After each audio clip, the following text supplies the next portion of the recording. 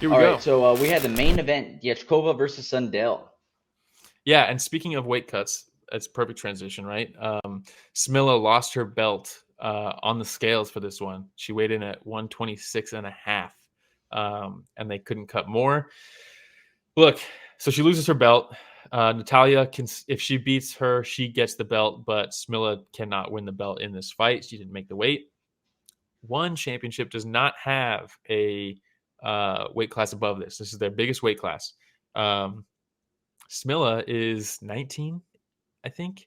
Did they say she Still joined it when she was 16? something like that. I mean, she's been there for a while Insane, now. man. So, but like, you know, it sucks because like she's still growing. You know, I don't want to make excuses for weight cuts, but she's still growing. And in this one, yeah, I don't know. It sucks. She lost her belt. It's the right thing to do, but we can get into the fight itself. Natalia, let's go back, Rich, because there's not a ton of pictures from this fight. But Natalia comes out and is a jab machine. Her jab looked so fucking good that first round, and I was like, I wonder if the weight cut made a big difference here for Smilla. She missed weight. Um, Dude, I put down that look, and I haven't been watching her forever, right? But I've watched her last three fights, yeah, and you know who she uh, is. yes, yes. And I put down that she looked sluggish, Mhm. looked slow and weak compared to And how I've seen her come out before. yeah, and like the reaction time is like slowed too. It's not just Yes, physically slower, but it's like yeah, yes. and terrible person to be fighting in Natalia if that's the case because Natalia's that jab was fucking lightning, dude. And she was lighting her up, closed her eye up with it. Um, the first round ended, and I was like, this is gonna be a tough one for Smilla here. And Peter Miller, shout out Condition Nutrition. Peter Miller was talking about how it was a tough camp. This was a tough camp for her, culminating into that weigh-in or the weight cutting that was also tough. And I was like, I don't know. This might be a diminished Smilla in this fight. And hey, shout out Blunderbub woke up. My girl Natalia almost got it done. Who woke up? He said, Blunderbub's partial to people who made it through one Friday fights and got onto fight nights because I think everybody is. But underdogs too. yeah, it's a cool story. Yeah. Um, but first round ends and it's like, man, that was a very clear round for Natalia. Smilla's got to do something. And then second round, it's looking all in the. It's, I mean, Natalia was landing a lot in that second round too. She puts her down with that kick to the body, I think, like a front kick that knocks her off balance. She falls down, and then with literally 20 seconds left, Smilla lands a left hook to the body that hurts Natalia. She turns over up against the ropes, and Smilla just goes bah bah bah. Starts landing a bunch of hooks to the head. Scary. Starts throwing the knees, puts it on her until Natalia's like turning out of the ropes, and Olivier calls it. Do you think it should have been a standing count instead of calling the fight? I don't know. I think that the way that she was leaning outside of the ropes, and even after he like pushed Sundell off, she was still leaning off over the ropes. He must have seen something. Is that her corner, by the way? Yeah, So I don't know. Maybe her corner was like, "Yo, could be, could be. I you think know, turning out of the ropes, I think that's a bad sign. I think if she took taking a knee in that position was probably the best move strategically. yes, Get yes, the count, recover a little bit. There was only like 10 seconds left in the fight at that point. No, they called it at 2:59. There was 1 second left. So if she took a knee, she would have got to the next round. A whole nother story. But I also can say that having not taken a liver shot and a bunch of knees and a bunch of punches, uh, feeling like you can't escape. So I don't blame her or anything like that. But that's Smilla outdogging somebody right at the end after losing. I honestly didn't think Smilla was good. After that first round. I was like, this is gonna be a tough night for Smilla, yep." I and thought you so could see too. it if you go back Hey, that but picture. Look at you, her, look at her face. that's some champion's heart there though, and you like to see Yeah, that, right, from a champion. At what point hmm do they face like severe adversity and yeah, show that they still got that dog in them and they're able to get out of it? And in this especially case, at like, 19. yeah, Sundell wasn't like Smila wasn't dropped, but she looked No, so sluggish in there, man. And that one yeah, two for Diachkova was landing yeah, consistently, very and good. Smila started wearing it on her face. But dude, the way that she threw that combo at the end, and I Yeah, think she knew it too. I think she knew this isn't my night, right? Because she when she throws a jab, She comes in with that overhand right, and when she hit her to the body, Yeah. the way that she just unloaded as soon as Like, she I saw need that it she hurt her now. to the body. She's like, there's no like other out of this fight other Yeah. than this right now. Like, I need to finish this now.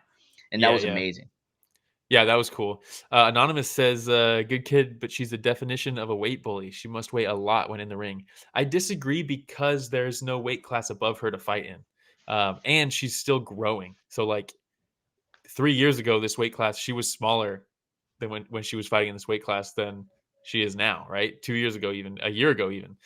So she's literally still growing. So I don't want to call her a weight bully when, one, she's still growing physically, and two, there is no weight class above for her to fight in for now. Chatri said they're in the works. They're going to make another division, but like for now, this is where she has to fight. She can't fight anywhere else. So I don't want to call her a weight bully necessarily because of that. As I fix my fucking camera again. Um, Man, the technical difficulties today have been rough, huh? yeah, dude. But we All we around. power through. Hey, we're like Yeah. Smilla, dude. We're just like Smilla, dude. Yeah, absolutely. I'm ready to hang my head out of the ropes, though, just like Natalia. So Yeah, Ganskov says, "What happens now? Do they try the weight cut again? Does she have to do something different?"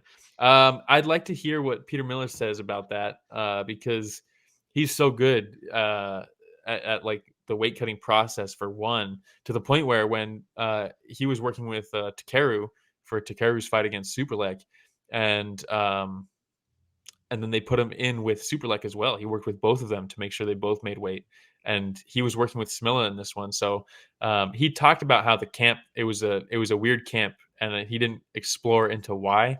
So I don't know if there was just something that went wrong, or if she's too big now physically, or is there something that they need to address, or did something just go wrong in the lead up? I don't know. Um, they just need but to put the new division in. That's it. yeah, and that's what she wants. She's like, yeah, I want my belt back, obviously, but I also want another division. Like her call out after was calling out a new division. Yeah, Yeah, it's it's too tough, tough, I'm dude. sure. Yeah, All right, she's still growing now. She's only 19. She's only gonna get bigger. true, true. Yeah, All right, we had a Abdullaev versus Amir right before that co-main. yeah, dude. Both undefeated fighters, dude. These guys are kind of staples. Hey, shout out Ganscout. Thanks for the donation. The show looks like you could use some more funding. I got a new camera, um, and that's the new webcam. But the tripod that I got, I think the camera's too heavy for it. So it just keeps slowly sliding down. That's Really hilarious. frustrating.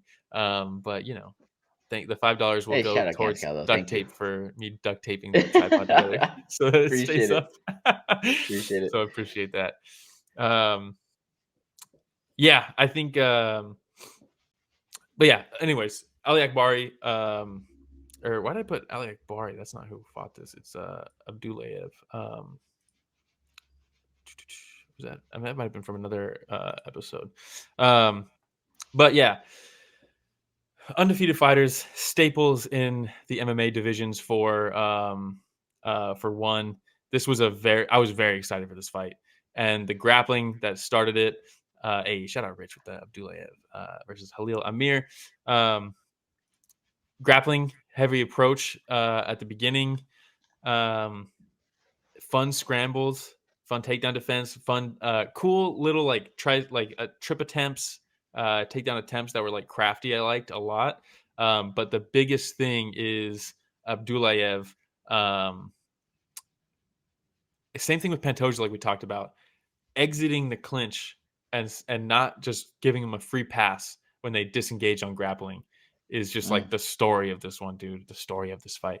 Um, I think that left hook that he landed from like below his waist was so fucking cool because you think you're safe in those positions as you like disengage and you circle out, right? Yep. But there's some guys that don't let you out. They close that door on you. And that's basically what happened in this one. This shit was so sick. Yeah, And and I he's think it out. just goes to show too is just like how concerned Amir was about the takedown. That when they broke Yeah. from the clinch, he almost seemed relieved. Like, okay, like I'm gonna be able to get some room Now I can here. Let start. me reset. Yeah, and so like he Yeah. backs off and then boom, gets caught with that left hook, man, that leaping left hook, and he was out to your point. Out. there's a picture here of him on the ground with his toes curled, looking up at the gods of Lumpini. Oh, jeez, dude. And it's a nasty one, man. The But yeah, Madison that left Square hook. Garden. I mean, look at him out there, dude. Yeah, that's rough. Crazy. I think it's the next picture. Big follow-up shot, big right hand there from from Abdullaev there, dude. Gnarly shot to end the fight. Herb Dean's like, damn it, dude. You didn't need to land that one. Abdullaev, by the way, dude, just insane pressure, just stuck on him. Yeah, Oh my god, relentless, look dude. at that.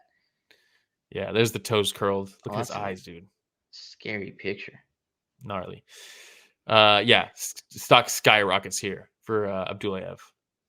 He looks like that one fighter in that what's that Russian guy's name with that messed up left eye that fights people in the Sharp shopping Bullet, malls? Magomed Sharapov. Yes. Is that his name? Yes, No, that's what he reminds me of. not Mark. No, that's stupid. But yeah, Sharp Bullet.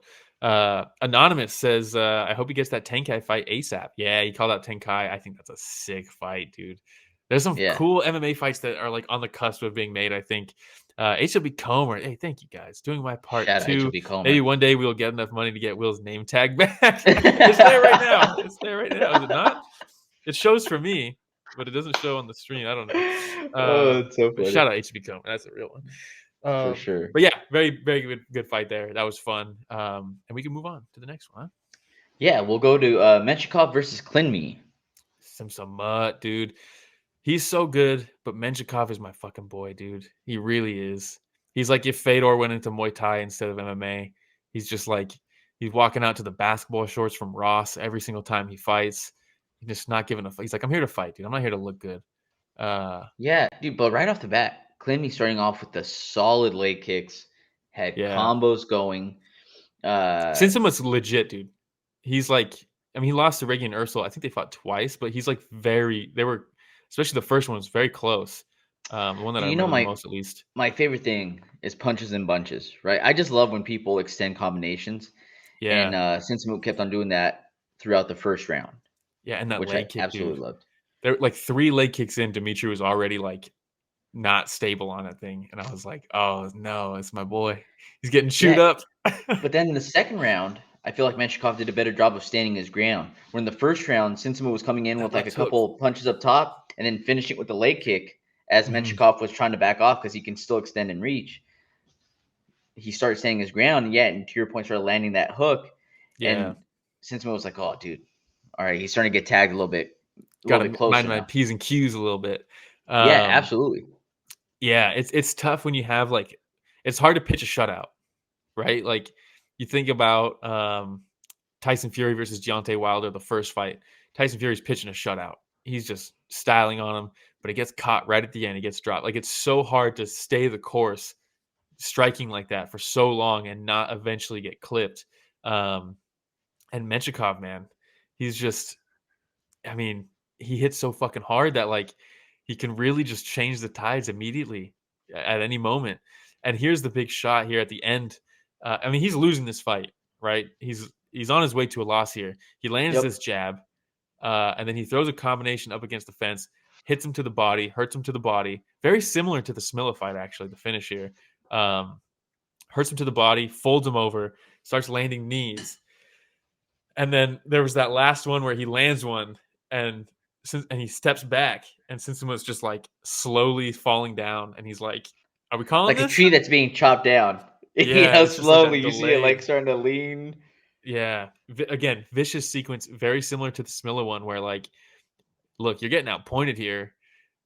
You're gonna have to do something big. And when he got that opportunity, there's some people who are just finishers, man. We talked about it before. Like some fighters get finishes, and then some fighters are finishers. And when they have you, they do not let you off the hook. And Menshikov is one of those guys, man. If you watch his fight with Legatron, I mean, same thing. Like he gets chewed up a little bit, but yeah. Look at you, dude. You know, dude, I'm trying. Come on. I'm trying to learn, man. Yeah. I'm trying to learn.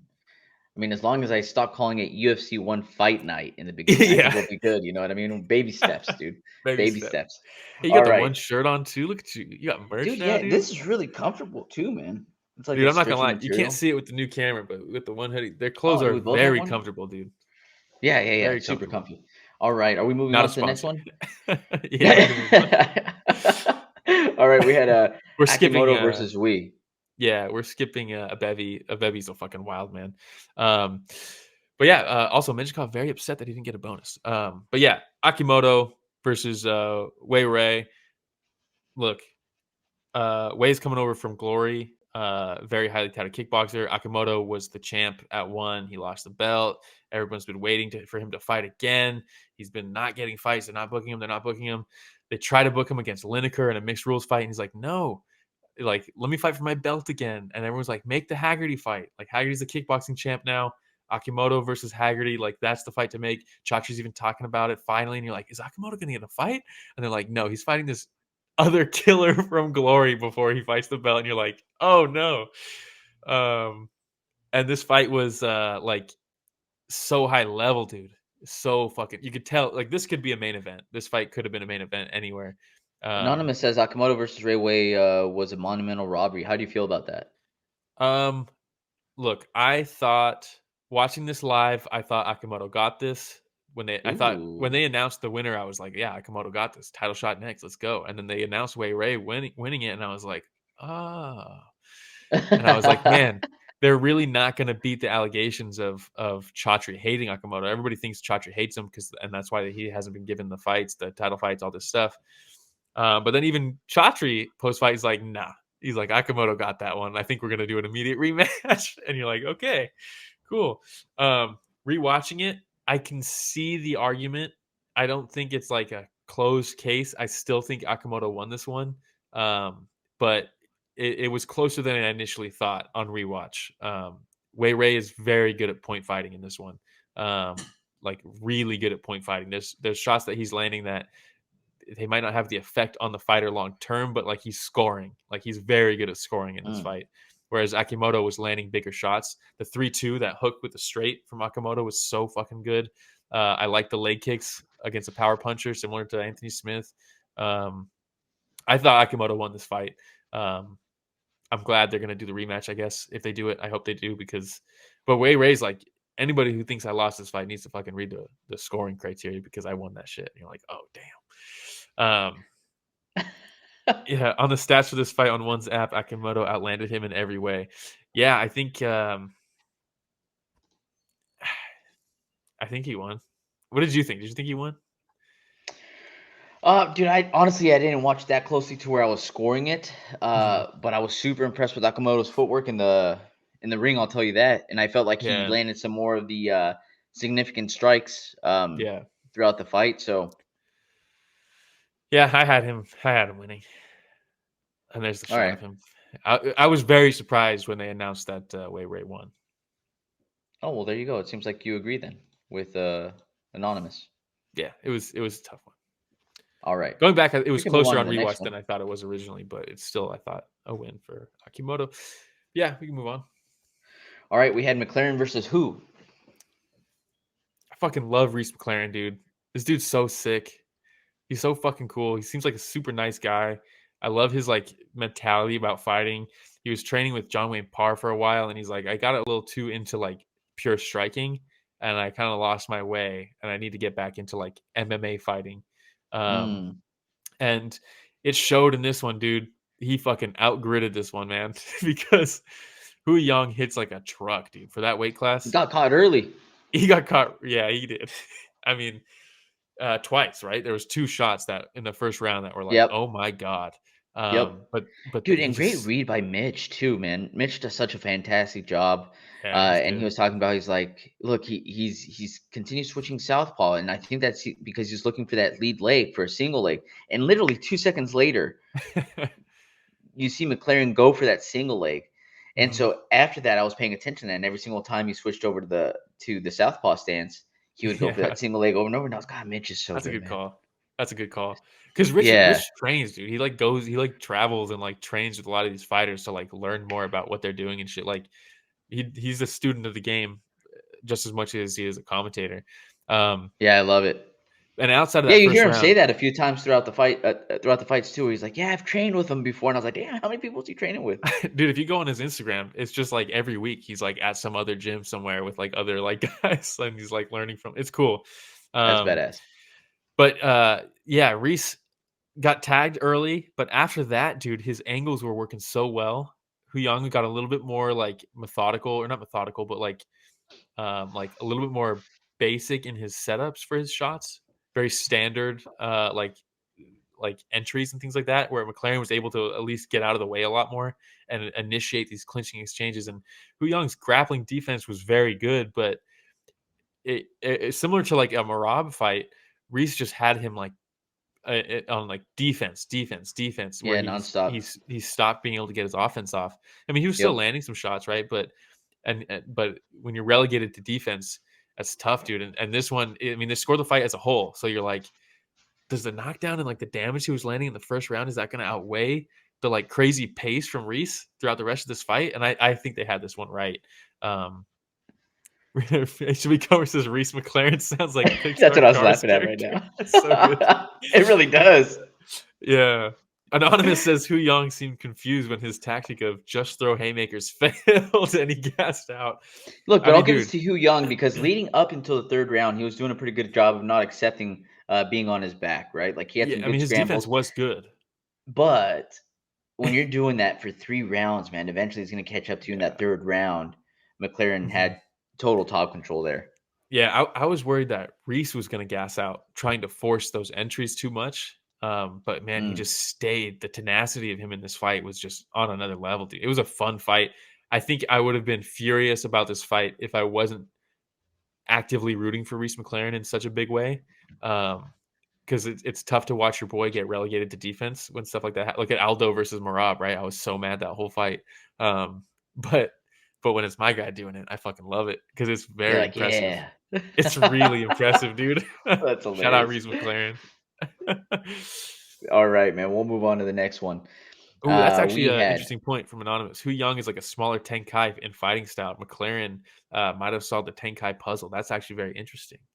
Um, and if Abdullaev gets that fight against Tenkai, I would not be copy surprised and if that paste. fight looks very similar to this. Yeah, it's a good point, All right. but I want to see We it, had Bogdan Shumarov versus Legatron Run Rui. dude. Hey, shout out Tristan of the Sitsong Pinon gym. That's his boy Rungrowi Laketron. But Bogdan, oh, talk about pressure early, dude. That first 2 minutes of the fight was just him running at Legatron and ripping to the body. He go right straight to the body, left hook to the liver, right overhand up top. Uh, this is the fight that people need to watch if they're like, I don't like kickboxing, and you're like, what? Why? And then there's no real reason. You show them shit like this, they're gonna be like, dude, kickboxing is awesome. And she becomes says Legatron, really? Fuck yeah, dude. Oh man. But yeah, Legatron weathers the early storm and just talk about mid-fight adjustments, dude. One of the things you can do against a guy who's just coming at you so heavily is you just throw that intercepting knee to the body, dude. And once he found that, dude, he just kept going back to it. And it was so fucking cool, dude. Like every time Bogdan would come in with that big overhand or big right, as he rears back for it, Legatron just steps in and fucking knees him in the gut. And you could see it was slowing him down heavily. Blunderbuff says, "Let go, no clinching." That was on my notes actually, just over and over and over again. Right? No I think it was glitching. Olivier. Shout out Yeah, Olivier. choke Yeah. every single time, dude, Dude, if over you and watch over again. kickboxing in one, dude, 30 seconds, every 30 seconds is you're gonna hear Olivier, no clinching. But eventually, Yeah, We did a great job of like he would step in and almost have the Muay Thai plum, like, but he wasn't actually gripping the back of the head. He would just frame with his forearms on the collarbones so that he could then throw that knee to the body, and that shit is fucking money, dude. It is so good. The who'd you leg have kicks winning were this great. one? I had Rungary Legatron Did winning this you? one. Yeah, I thought Bogdan probably won the first round if I had to guess, but then after that first round, he started slowing down, and I think that the knees were big in round two from Legatron, and I think that Mm. carried him through the third as well. I had. Oh, Did what you a have? great picture there, You had Bogdan winning this one or what? dude. I gave it It to was Bogdan. close. It was I gave it to very Bogdan. I close. thought he did such a good job whenever they were inside. Yeah. Run What a Rui good kept on kick. dropping his hands quite a bit whenever they got close in distance, and I thought Hmm. Bogdan really capitalized often in Hmm. those positions. But I don't know. This would be a cool fight I'm to have still like a getting used to sudden death watching round. kickboxing on a regular basis, you know? Yeah, yeah. I love this fight though. It was very. I did think it was close. I think first round was a clear Bogdan round. I thought second round was very clear for Legatron. I thought third round was very close. And I think that one probably could have gone either way. Um, Austin says I gave Bogdan start of the fight, but Legatron lit him up at the end, so I gave him the overall fight. I know how you feel. I'll feel about that. Yeah, I think this fight was fucking awesome. I love this fight. Legatron's must watch, and Bogdan, I think, like you said, he had a very good fight as well. He's so aggressive, dude. He hits so hard, you could tell. Yeah. Oh yeah. All right, man. We're gonna cover the last fight here that we're gonna talk about the last fight we're gonna cover. Sean Yeah, Climaco versus Josue Cruz. San Jose. Yeah, Climaco, dude. He's from San Jose, dude. It's fucking cool. You don't get a lot of local boys in one in for one, me. yeah. Yeah, it just doesn't happen often. So when I saw him on here, I was like, oh shit, let's go. And you got shout out Reno, shout out Daniel Compton. They all train with him and stuff. So like when one posted, you see Daniel Compton posting about it, I'm like, oh sick. Daniel Compton was the guy, he runs CCFC. He let me do commentary for him for his fights in Santa Cruz that one time. So it was cool seeing like one of those boys like show up into one, and I was like, please let him get a win. And he comes out and they're trading the 1-2s, they're going 1-2s, and then he throws that he jabs him hard. Or was it a jab? No, he was southpaw. So, it's this punch right here. It's that big left straight. Walks him back up to the ropes, and then as he bounces off the ropes, he digs with that, I think, right hand to the body. Yeah, it was like right under the sternum. Oh my god, dude! And it just folded him, He went down so fast. It looked like it was sped up. It was Look left at hand. that. Okay, he doubled up on the left hand. Yeah, fucking awesome, dude. He just folded him, dude. God, that must just feel like you're dying, dude. Like if you Dude, it's get hit like, right underneath the sternum, all the wind gets knocked out of you. Like you probably feel your heart skip a beat, you know, and you're just like, yeah. oh, what's going on? If you watch when Cruz was on the ground after the fight, if you watch his leg, he's like swinging his leg around like in pain. I was like, fuck, dude. He's still feeling it like a solid like 30 seconds later. It was such a sniper shot. That left hand, southpaw left hand, to walk him back to the ropes, and then as soon as he gets in there, another southpaw left hand straight to the body. Fucking money, dude. Very cool to Was money. see a San Jose boy go out there, open the show with a first round finish. Shout out San Jose. There we go. And that was one fight night 22. Yeah, there was some other stuff on there that was fun, but I mean, we're an hour and a half into this show, and we're having technical issues throughout the whole damn thing. Yeah, this was rough today, man. It was rough. Yeah. But we're here for it. We made it all the way through. What do we have to look forward to? Oh, if you aren't excited, you better get excited. Oh, also Abdullaev is the Oh, only one that got a bonuses. bonus. I thought Bogdan and Wei Rui probably should have got a bonus, the two of them. I thought Climaco should have got a bonus. I thought Menshikov probably should have got one as well. Smilla would have gotten one, but she missed weight. But yeah, a little stingy on the bonuses. Hey everybody, Romero and Will here. Thank you so much for watching that short clip. It's just a small clip of what we covered this last Sunday. Yeah, if you want to check out the full fight card recap, the link is in the description, and it's going to be on screen at the end here. Don't forget to go back and watch our fighter interviews that we have. And don't forget to tune in live every Sunday morning at 9 a.m. Pacific, 12 p.m. Eastern, and you can join in on the fun. Yeah, don't forget to like, subscribe, hit the notification bell. It goes a long way. All right, everybody, thanks for watching that short clip from Story of the Fight.